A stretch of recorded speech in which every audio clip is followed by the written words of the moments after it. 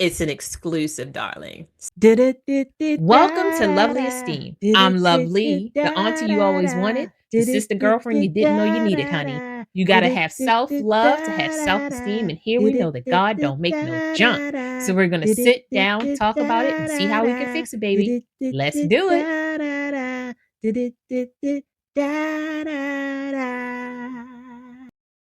Hey guys, this is Lovely with Lovely Esteem, and welcome back to the Healing Through Conversations podcast, where we talk about healing from the inside out. I truly believe that when you have conversations with people who are open and vulnerable, and they can talk about their experiences in life and what led them to their present selves, we can talk about failing forward. We can talk about the injustices that we all go through sometimes and how we take those things and really spin them on their head. Then today's conversation, it's for you. Have you ever truly thought about what it means to fight for justice, to lose everything to a broken system, to rise with a purpose, and to find the joy in the things that don't make you feel joyful, right? So today we're going to sit down with an incredible woman, a warrior. Oh, she's a warrior, and an advocate that is fighting for change in the legal system. And that warrior is Dr. Carmen R. Johnson. In this episode, we're going to sit down and talk about her advocacy work, what it looks like to work on justice reform, what it looks like to be a thought leader, what it looks like to be a woman whose purpose through wrongful incrimination ignited a mission for her to fight for resilience, transformation, empowerment, and to have that shape her life into the force that she is today. Dr. Johnson's life was turned upside down when she was wrongfully incarcerated, but instead of allowing that experience to break her, she transformed it into a mission. She is now dedicating her life to fighting for justice reform, advocating for the wrongfully convicted, and empowering communities with the knowledge to protect themselves. Today we're going to be talking about the emotional and systemic impact of wrongful convictions, what it takes to rebuild after injustice, how we can protect ourselves and each other from legal vulnerabilities, and the power of resilience and turning your pain into your purpose. When I received the yes from Dr. Johnson, my thought was, thank you, God. How can I make sure that I do her justice, right? When you meet a powerful spirit that just you connect with virtually, there is something about that sisterhood that makes you want to fight for them. It makes you want to align with them. It makes you want to attach your spirit to their spirit and then become a bigger spirit. And I think when we're talking about people like Dr. Johnson, I want us to remember that she is your sister. She is your auntie. She is your cousin. She is your mother. She is your best friend. She's the girlfriend. She's the sister down the street. She's that sister girlfriend that you only see once a week, once a year, once a lifetime. She's that spirit that comes into your life and changes how you see things. And when you look at a person through that lens, you realize that we are all connected because her spirit is allowing us to see change. It's allowing us to see that through that tragedy, not only did triumph come, but the lessons that we're learning from her about resilience, about self-compassion, about self-reflection, about self-worth, about building self-esteem, about your spirituality can be quite compelling, right? And I think that for me, what I look forward to in this conversation is just getting an idea of the spirit that she has. Because when you go through something like that, you can become bitter. you can become estranged from yourself. But what did she do? What spirit walked with her that allowed her to not only embrace the tragedies that she's gone through, but to overcome those tragedies and then want to embrace other people and bring them along? So I pray that you enjoy this podcast episode. It has been one in the making, and I'm so appreciative of the blessing. Hey guys, this is Lovely with Lovely Esteem, and welcome back to the Healing Through Conversations podcast. Today, I get to speak to someone who really puts the A in advocate. She really puts the A in author. She puts the H in humanitarian. And not only, I was tickled pink because I love a brainy woman. It makes me happy. And learning that not only is she a scholar of metaphysics, she's also a mental science Buddhist. And I was like, listen, she gonna school me today. And I'm okay with that. I'm very okay with that. Please welcome to the podcast, Dr. Carmen R. Johnson. Dr. Johnson, please tell us about yourself. Thank you for having me on your show. That's the first thing that I want to say. I'm just honored to be in your presence, and your energy is just amazing. And I'm sure your audience energy is the same way. So I'm very pleased.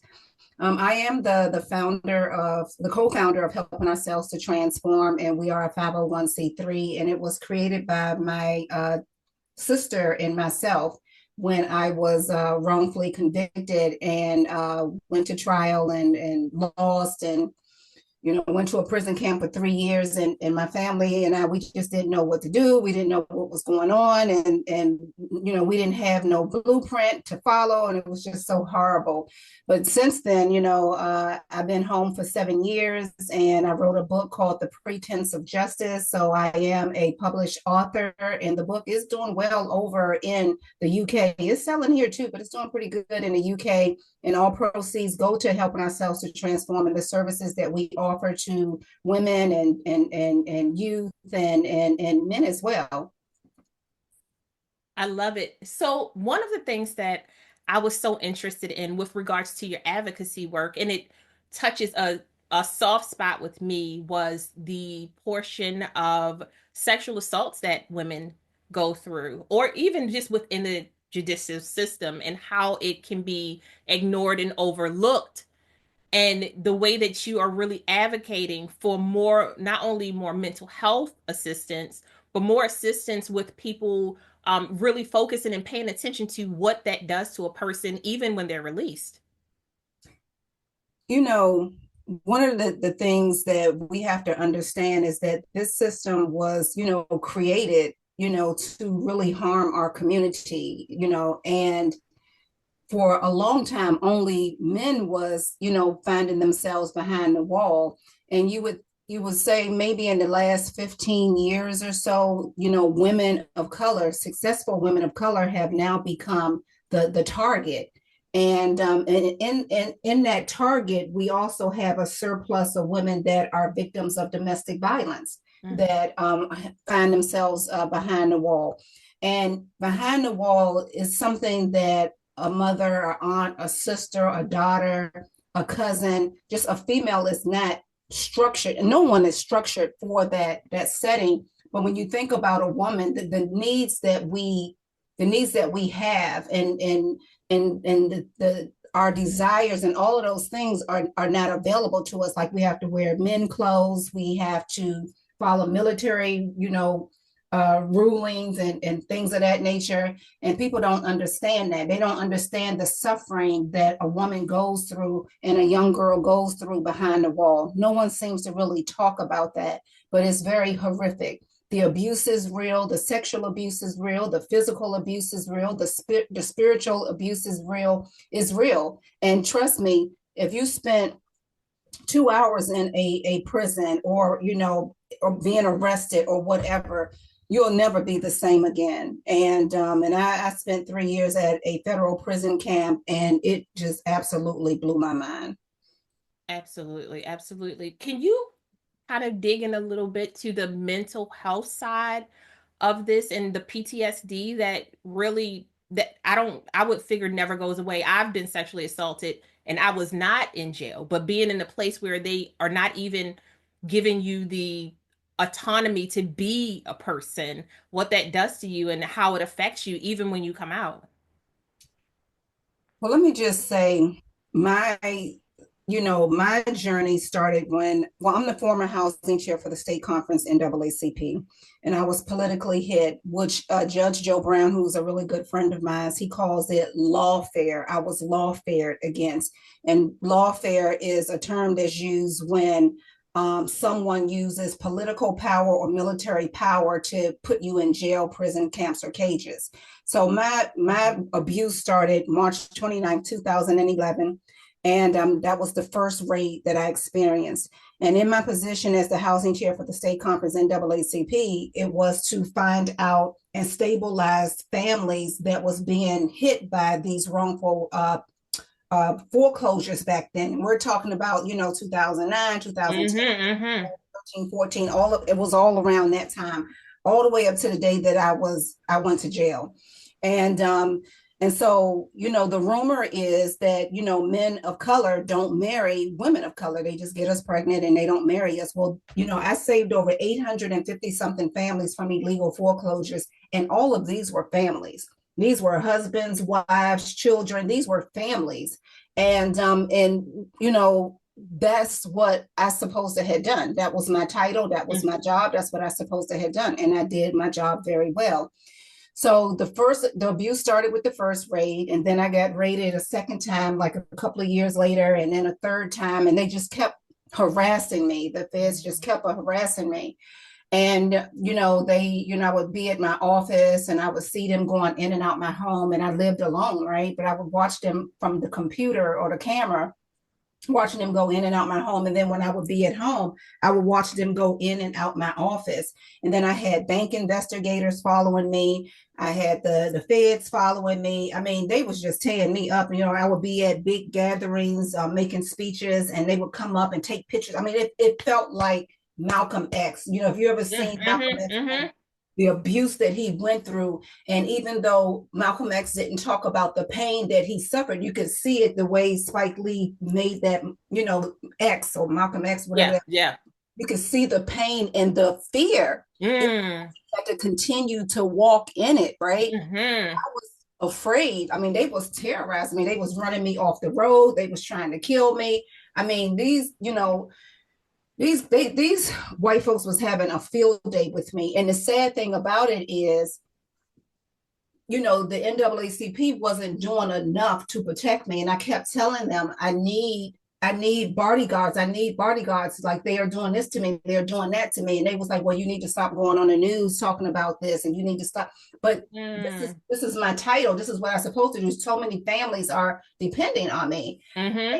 And the trauma that I went through, mixed with the trauma of our ancestors that's embedded in our DNA and our RNA. So those are things that people don't talk about.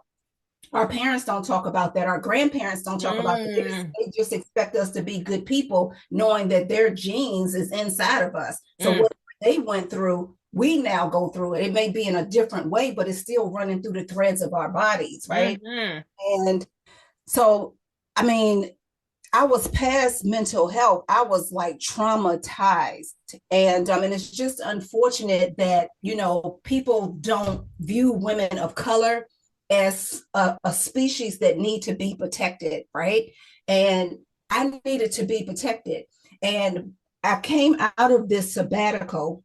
I came out of this understanding that I don't want to be known as the strong Black woman, right? I want you to see me as this little rose petal that needs to be cared for and taken care of. That's what I want to be recognized as. Do not give me the label, nobody, she a strong Black woman. And no, I ain't got no choice. I got to stand up for myself. I got to protect myself. However, I prefer to have somebody protect me and care for me. I prefer for my community to take care of me, just like I take care of my community. You know what I'm saying? So trauma is real, is embedded in us. after, some of us was enslaved, some of us wasn't, but whatever what was going on for the last 400 years, we don't know all of the truth, and it's all mixed up in there. Whatever it was, it traumatized us, and ain't nobody offered us no type of trauma therapy or anything. They just want to just continue to throw us in jail and do whatever it is that they do to us, and it's really unfortunate. People in our community need to realize that trauma is real, and there's a difference between mental health and trauma. And for years, I was talking about, oh, my mental health, and I got PTSD and I got anxiety. And people really shunned away from me because I was so vocal about my mental health and the abuse that I went through, going through the raids, going through trial, going through what I went through at that prison camp. And no one cared until I said, don't, ain't nobody caring about me.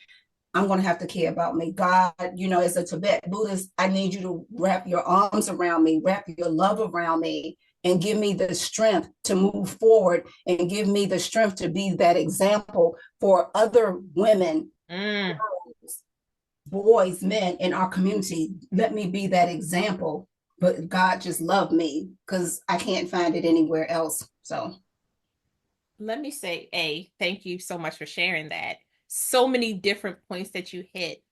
I am always trying to express the reason why I started this podcast was because I wanted to see women who look like me talking about mental health. Okay, good, bad, elation, grief, sadness, PTSD. I wanted us to have conversations because we go through it. We just look good sometimes going through it because we don't have a choice. Because if you live in a world where you have to be 10 times as better, you show up 10 times better. You look 10 times better. That doesn't mean that the inside isn't falling apart. And yeah. the strong Black woman, I tell people, don't look at me, okay? I'm going to hit the ground. Not on purpose always. But I really believe that sometimes when we fail forward, we learn those lessons. We find the blessings, we find the joy, we find moments where we're allowed to grieve out loud. And we don't always have that. I wanted to create a safe space for us to grieve out loud, have these conversations where we get to talk about what we've gone through. And I am so glad you talked about generational trauma genetically, Mm-hmm. and how you try to figure out why you look like your grandmother or had the mannerism of your great grandmother, or why you have this innate intuition to know that this is not a safe space for me. Right. And you knew, hey, something's happening around me. And the more I scream out, the more they try to quiet me. So I know I'm doing something. I'm hurt dogs holler. And we don't know why we're learning these lessons. We don't know why we're put in these predicaments. But like you said, when you are walking in your faith, when you are walking, yes, I'm fearful, but I don't have another choice. Like I don't have a choice but to walk through this. And that was something that in reading your story really stuck with me, that through the fear, you kept your faith. And can you talk about that? Well, I can say, when I was going through all of this from March 29, 2011, until it was time to go to trial, because I refused to take a plea. And the feds kept trying to get me to take a plea for something I didn't do. And the first plea was for 30 years, right? And I'm Mm. like, why would I agree to something like that? And then the second plea was, by that time I had a nervous breakdown, so I can't remember what the second plea was. And the third plea was for 12 years. And so just to let you know, I went to trial on 24 counts of mortgage banking wire fraud. I had never did a mortgage in my life except my personal mortgage, which was done through my bank. And so I never dealt with mortgages. As a matter of fact, me teaching about financial literacy back then, I told people, if you can't afford to buy a house with cash, leave it alone, because it's really a Ponzi scheme. And it's just you really have to be in a certain type of mindset to be able to have a home and Mm-hmm. to have a house. You can make an apartment a home, but to Yes. have a house. So anyway, after me going to trial, and they stopped the trial a few days early. They stopped the trial a few days early, and I had people coming to testify on my behalf the next week. The jury, the judge said that the jury was, going to deliberate now, and we're going to stop this trial and all of this other stuff. And the jury, it took them less than an hour and a half to find me guilty on 24 counts of mortgage, bank, and wire fraud. And I couldn't believe it. And they right at trial, the prosecutor said, look, we got to get this woman off the street. She is ISIS. She is a terrorist. She's dangerous. She's this. And I'm like, wait a minute, what's going on here? And I'm thinking to myself, they getting ready to send me to Guantanamo Bay. Like, what is happening? And at that moment, it's like my whole being just left me. And I remember them taking me in the back and all of that kind of stuff, going through all of that. Some of the marshals was like, you know, you had them, Dr. Johnson, you had them, and you know, we was counting on you and stuff like that. I remember hearing something like that. Anyway, they took me from Maryland. Oh, I'm making a point. They took me from Maryland over the state line, kidnapped me, took me into Washington, D.C. at D.C. jail. And there I had to go through the process of being, I guess, checked in or something like that. And I remember seeing this long, like this tall fence that was inside DC jail, and men was crawling up this long wall, this gate or something. I don't know what it, and it was like, I was like, oh my God, I'm in Planet of the Apes. And oh my God, I just couldn't believe this. And it was the smell and it was just the stench of it. It was just so horrible. Anyway, finally got to the little cell that they put me in. It was fecal matter all over the walls, urine. It was just the worst smell ever. I was not prepared for this, thinking that I was going to go home that night, and never went back home for 3 years and some months. And I remember, like, and it was so cold. It was February 18, 2015. It was freezing in there, and everything was made of metal. And I'm looking around and I'm looking at brown stuff on the walls and the floors, and I like nice things, right? And I sat on the edge of the bed, and I'm a Tibet Buddhist, and I sat on, but I grew up Pentecostal, so let's be clear about that. The first 5 years of my life was the Cherokee way, because I'm Cherokee, Seminole, Choctaw, all that kind of stuff. And then from 6 to about 13 or 14, the Pentecostal thing. And so I remember dropping to my knees, Miss Brown. I dropped to my knees in that filth, and I just said, Elo, Elo, Lama Sabachthani, Elo, Elo, Lama Sabachthani, which means in the Holy Bible, my God, why have you forsaken me? And I just kept saying it, and I was just bawling. I was just crying. And while I'm crying and stuff, it's like they had me like in the crazy section of the DC jail. And so women was hollering and screaming and making animal noises and beating on the walls and beating on the doors. And I'm like, oh my God, what's going on? And so anyway, so I went through the Elo, Elo, Lama Sabachthani on my knees. And then all of a sudden, God came to me and God said, you're the only one that can do this. And I'm like, what? Do what? I can't do this. Do what? Do what? And I remember saying to God, I've always been a good girl. I've done everything that you've asked of me. How can you do this to me? How can you? I got to go home. You can't. I got to go home.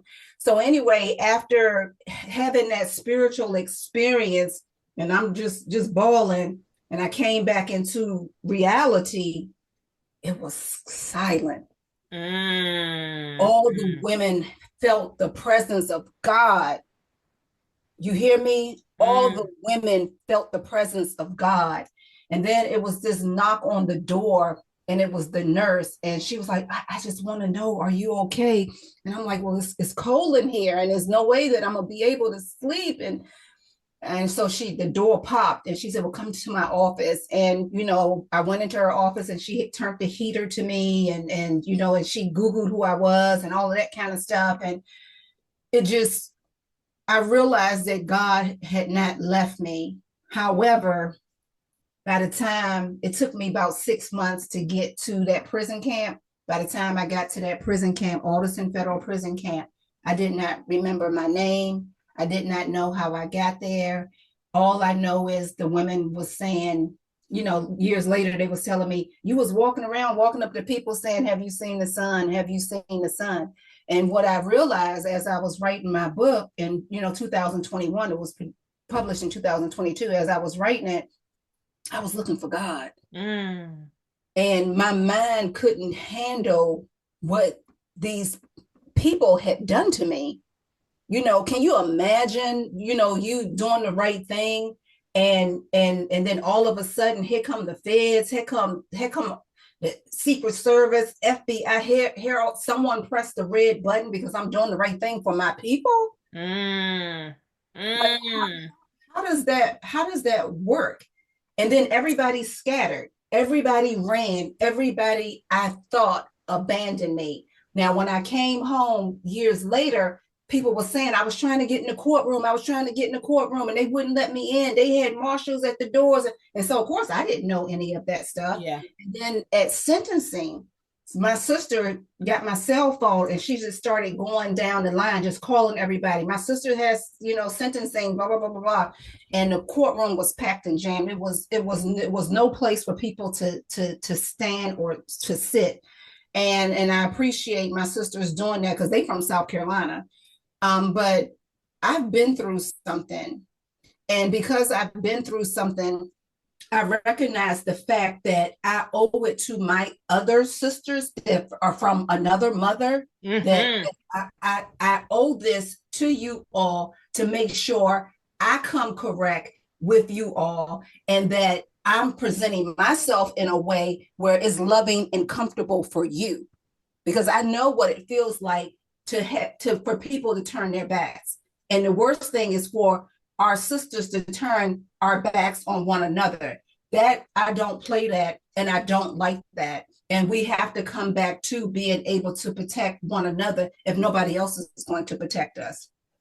I love that. And what you described is what I love calling supportive sister circles, right? All of us deserve a supportive sister circle. Your circle doesn't have to be 10 people. Yeah. It could be two great people, right? We're talking about quality, not quantity when it comes to this. And I think that you stepping out in front and saying, this is what happened to me.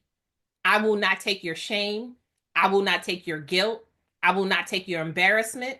I will take everything that I've learned, no matter how small or large it was.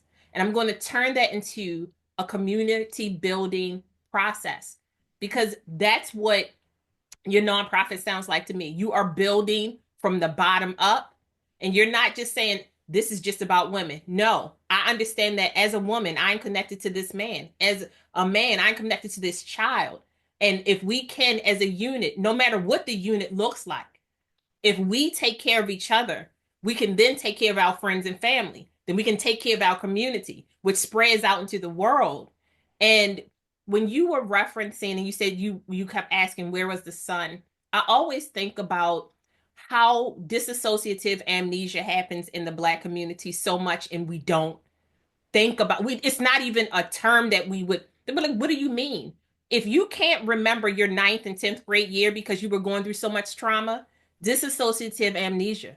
If you went to jail and your mind can't wrap around the fact that I did everything, I was the good girl, I did the spiritual thing, I led the life that I was supposed to, why am I here? Your brain said, hey, we understand that there's some things that's already happened that we can't handle. So I need to send your spiritual self elsewhere so that your physical self can be here to endure what needs to happen. But we have to go through this process, whether we like it or not. And that to me is when we talk about resilience, when we talk about strength and vulnerability as a Black woman, allowing yourself to be there, like you said, be in the rose instead of being the thorn, makes such a big difference. Can you talk to us about how your program really helps the youth?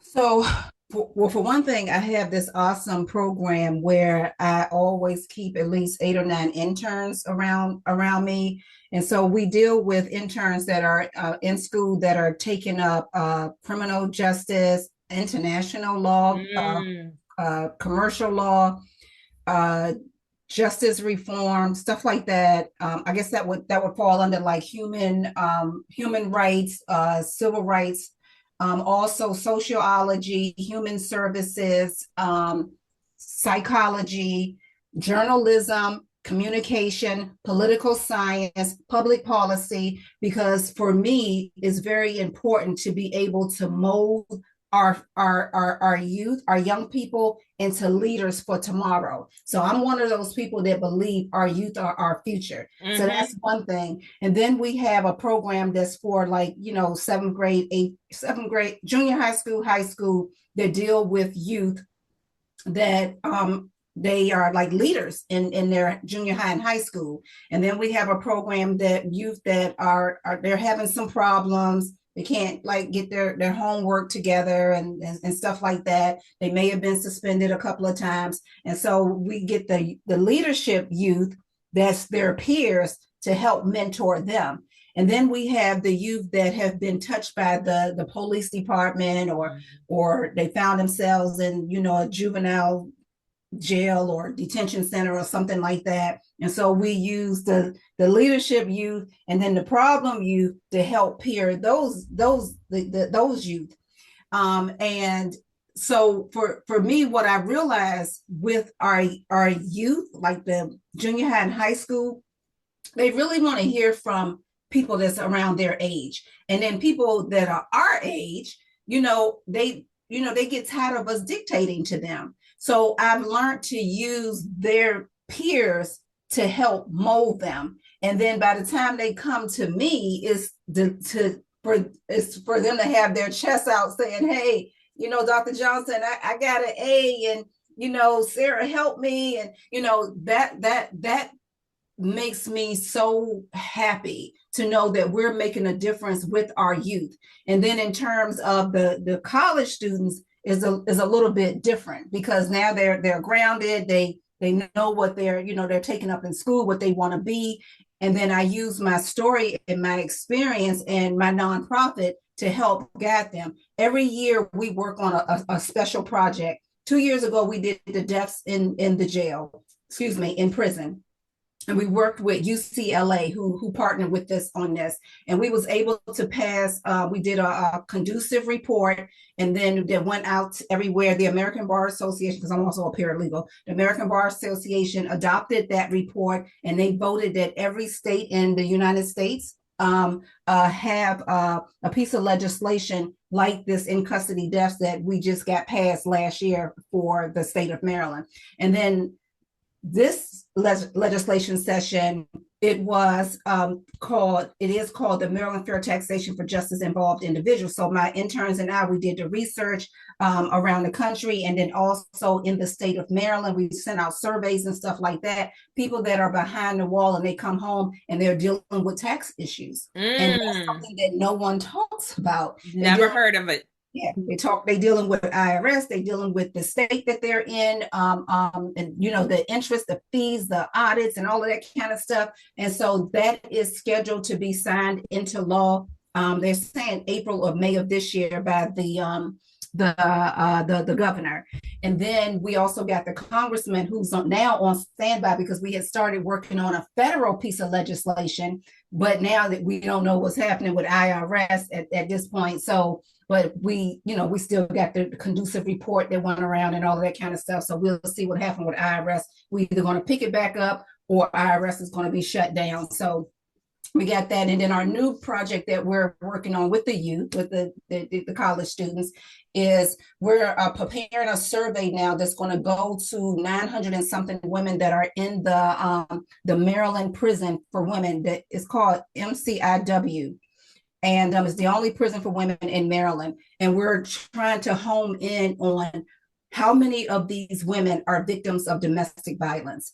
And if they're victims of domestic violence, then we also want to know, like, which county are they from? So that's the other thing. And then the next thing is how many of them, their abuser got less time than they got. Because what I found is talking to women that are victims of domestic violence, most of the time the abuser get less time than they do. And the reason why that happened is because the abuser will tell you, hey, Ms. Brown, don't say nothing. We're not going to talk to the cops. We're not going to talk to the feds. Just don't say nothing. But then that guy, that abuser, go and say, she did it. So, she's hit with 20 years and he hit with 7 or 8. And so we want to home in on these type of cases And so we're waiting on, I'm waiting on two universities to get back with me to see if they'll partner with me here in Maryland. And we want to do a pilot program that will bring these particular women home. And so have their cases looked at with our student attorneys and our pro bono attorneys and stuff like that, and bring these women home on a pilot program. And the program that we're following is called the Ungers program, which was, I think it was backed by Baltimore Law Center and also University of Maryland. And they brought home a bunch of old people. I think it was maybe like 200, 180 or 200 men and women that came home, and maybe 2 or 3 recidivism went back to prison. So we're going to use that model. So that model is already there. We're just going to tailor it to our women. So that's what I've been using my interns for, and our young people is teaching them and training them to love their community, and also if they are people of color, teaching them how to care about their skin that they're in, care about that woman, care about that man, care about the fact that we are dealing with trauma, care about the fact of the matter is, like you said, we need each other. I One of the things that I truly believe is that through the bridge of faith, we're all connected in so many different ways. And I recently had a conversation with the Black Lawyers Law Students Association. They came in to my morning job. I work for a law firm, so I so love to nerd out with you about the law.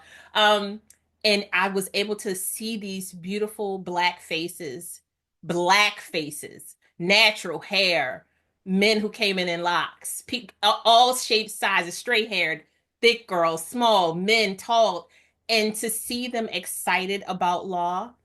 And I asked them a question. They asked me a question, and I said, I want you to remember your why. And I love what you're doing with the youth. One, because your eyes lit up. Your eyes lit up so big. They look so beautiful. You were so excited about the kids. But remembering your why, because when you go through what you've gone through, the therapeutic part of writing your book and the triggering part of writing your book is you remembering your why. Why am I writing this book? Why am I trying to get these laws passed? Why am I talking to these people? Why am I still putting myself in front of the gun? Right? Because I'm sure there are times where you've looked at yourself in the mirror and said, Carmen, what are we doing? We saw this movie. We didn't like it. That scene 3 was bad. I don't want to do that part. But like realizing your why. Why was I placed in this particular situation? Why am I trying to reconnect with places that have let me down? And how can I turn that why into this is it. This is the moment. This is the time. And that's what I think for me you've done. Like you've taken the rage that was inside of you and flipped it on its head. Not that you didn't feel it, because we all going through something like that. There's no way that rage doesn't kick in. Okay? You have to have some kind of rage to keep you alive. And rage isn't always bad. Sometimes you need it to help push you out there. So like even through your darkest times, what was the light that you felt in you that just kept you moving forward? God, my ancestors, remembering, it was two things that I remembered. I remembered that, I was Cherokee. I remembered that I was Pentecostal. I did not remember that I was a Tibet Buddhist. And at that time, it was what, 20 something years. I didn't remember that. I didn't remember being a scholar of metaphysics, science of the mind, mental science. I didn't remember being an advocate. I didn't remember being a humanitarian. I didn't remember any of that stuff. That first 14 months at that prison camp, I didn't remember any of that stuff. And but then I kept having a dream that I was in the lotus position and I was meditating. And I kept waking up, I was thinking, what is that? What am I doing? And I just kept having this repeated dream. What is that? And after like 3 or 4 days, I was like, oh my God, I'm Buddhist.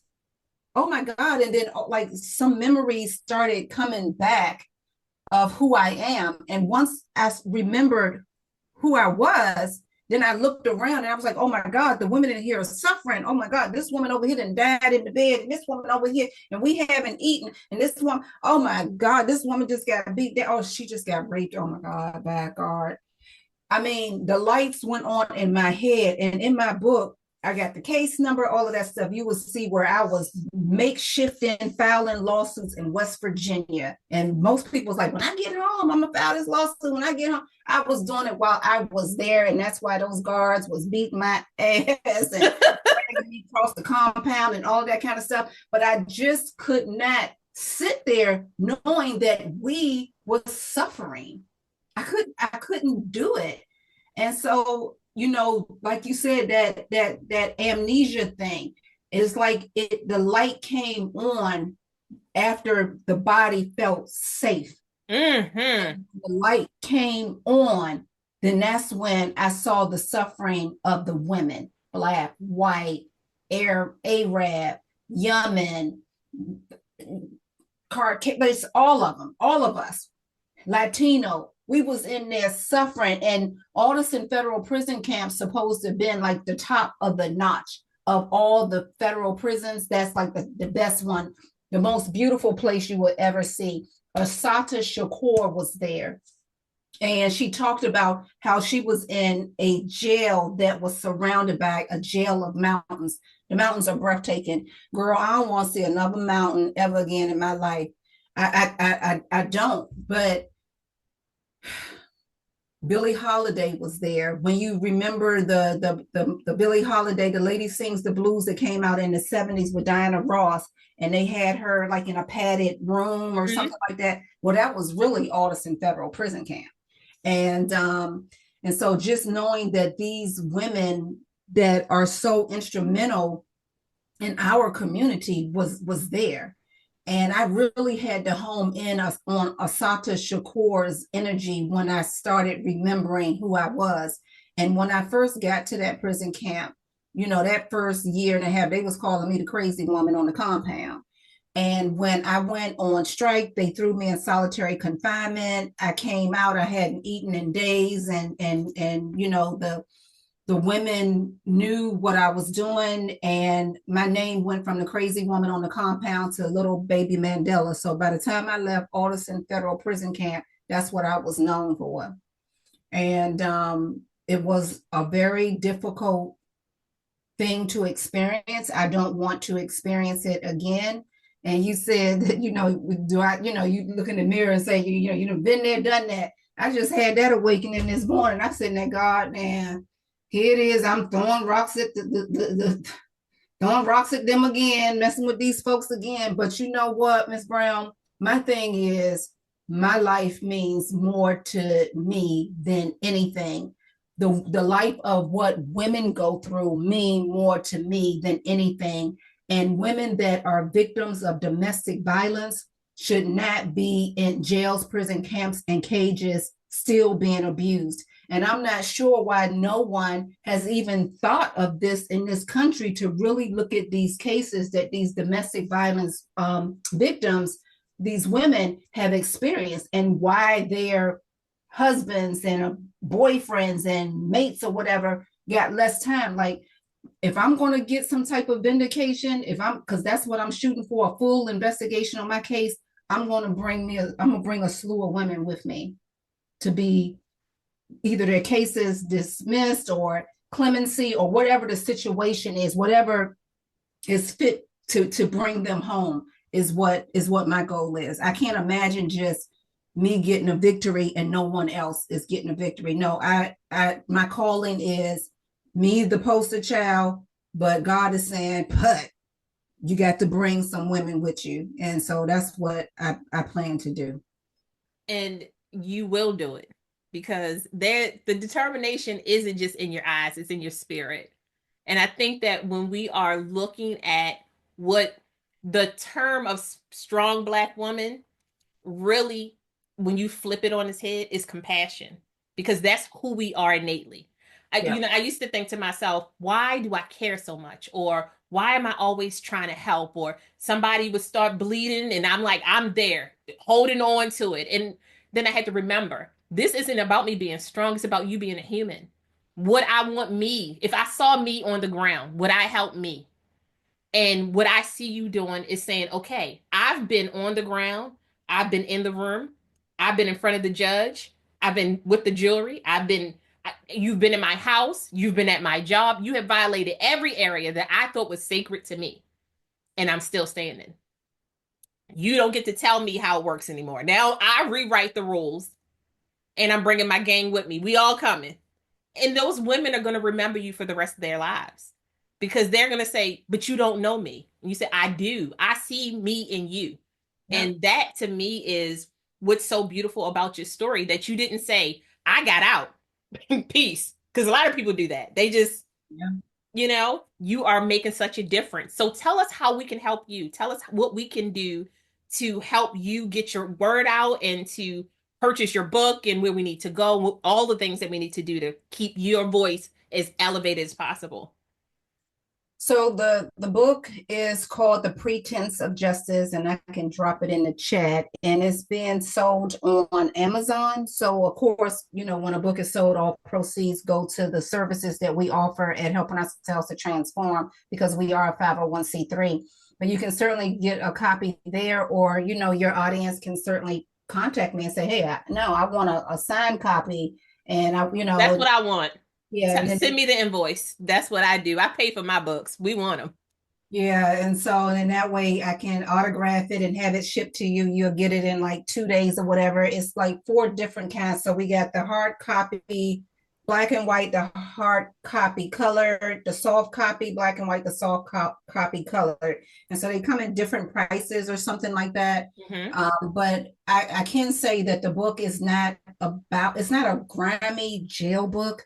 It's really about a spiritual journey, because I call it a sabbatical, because I had to, here it is. I was a self-made millionaire.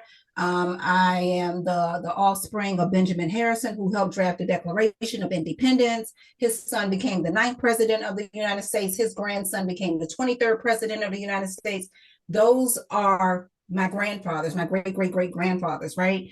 And so the universe had to pull me out of my life and to take me all the way down to the ground, and just where the grit and the mold and the bad food and the abuse, like I had to just touch a little bit of each piece of abuse in order for me to really blossom into being this advocate that I have become, and to become the best mentor that I could possibly be for my interns, for my high schoolers, for my junior high schoolers. You know what I'm saying? Like I it's so important for me to be that example. They say hurt people hurt people. Well, guess what? I did ayahuasca not too long ago, so I'm good. I don't know if you ever heard of I ayahuasca. have, and I've literally done such in depth, and I was like, I am not sure if I could handle that because I know the strength that it takes to go through that. I've watched like just watched documentaries on the processes and watched people purge the old version of themselves. Yeah. And that is to me, we talk about spiritual journeys. That's a different kind of spiritual journey. Well, honey, that right there blew my mind. But what it did do, ayahuasca is like 5 or 10 years of therapy wrapped Mm. up in one, and the shaman is saging you and all of that kind of stuff. And the drums, the beat of the drums as you purging and you throwing up all the pain and the suffering. And my grandmother came through, and my aunt who passed away in 2003 came through, and I'm just, and it wasn't nothing there but white folks. Uh-huh. Our people don't go there. And it was about 17 or 18 of them. And so I get there and I'm like, I don't know about this. Where my people at? The universe was like, just go with it. Yep, Let's this go is your with it. time. Down, got caught up in that, and they took care of me. They made sure I was okay. They carried me outside and all kinds of stuff. And I'm like, get me back into the drums. The universe want me to get to them drums. And I mean, it just changed my life. And just, seeing my grandmother for like that that 1 or 2 minutes when she came to, and then she disappeared. I mean, it was just amazing. And so now I embrace everything that I've been through.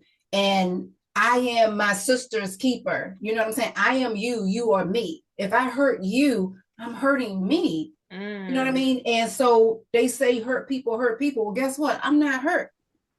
I'm not, I'm living my life with non-fear. I'm walking upright. I'm not saying I'm perfect, because I may say something to hurt somebody's feelings, but I know in the middle of the night when it's time to meditate, okay, Carmen, man, you got to call this person in a couple of hours and let them know. And a lot of times they're like, Carmen, you ain't hurt me, da da da. I got to make sure when I look in that mirror, I'm okay with what I see. I have to. So I believe in those spiritual, metaphysical type remedies. We're told to stay away from those things, but ayahuasca is a tea. It's a mixture of brewed leaves and vines and tree bark, and you ingest it, and it's a medicine. It heals you. It goes down into your DNA. It goes down into your RNA. It scales the walls of you. It cleans your blood. And I'm telling you now, like now I live my life for the last 6 months or so, living my life as an observer, just letting things affect me, but living it as an observer. You know what I'm saying? Yes. And I recommend it for every Indigenous American. I recommend ayahuasca. When I think about, I always say to my mom, she's my rock. She's hilarious. But I'll tell her, I say, any idea that ever came to me that has been fruitful came at 3:30. We know what time that is. If you are a spiritual person, it doesn't even matter what spirit that follows you. At 3:30 in the morning, when you are woken up out of your sleep, that is your task. Now, you can choose to ignore it, but I promise you, it's going to come back, and it gets incessant. It gets incessant. And that's what I think that, like the ayahuasca, or even when you go on these super deep spiritual pillages, you are trying to figure out the deepest version of you. You're trying to break through all of the social media noise, your parents' voices. You're trying to get to the root of who you are. And when you can get to that place, that's how you wind up with skin like yours, Dr. Carmen. That's how you wind up with your spirit is so light, as opposed to your story that is so heavy. And I think that's what makes you resonate with so many different people in the world, because when you are talking to someone who has been through what you can't even imagine, and they can still smile at you and can still embrace you and still embrace life, but be so very honest with you, how could you not want to follow that? How could you not want to listen and learn? On top of the fact that you're really out here nerding out, and I love a good nerdy lady. It just makes me so happy, like to really understand the physics behind who you are, what you are, your people, how they affect you, how the world affects you, and to learn how to turn off that noise so that you can be the best version of yourself. So I thank you so much from the bottom of my heart for being a part of this podcast. And one more time, tell us where they're going to find you at. You can find me on Helping Ourselves to Transform. You can also Google me, and then my social media stuff will come up.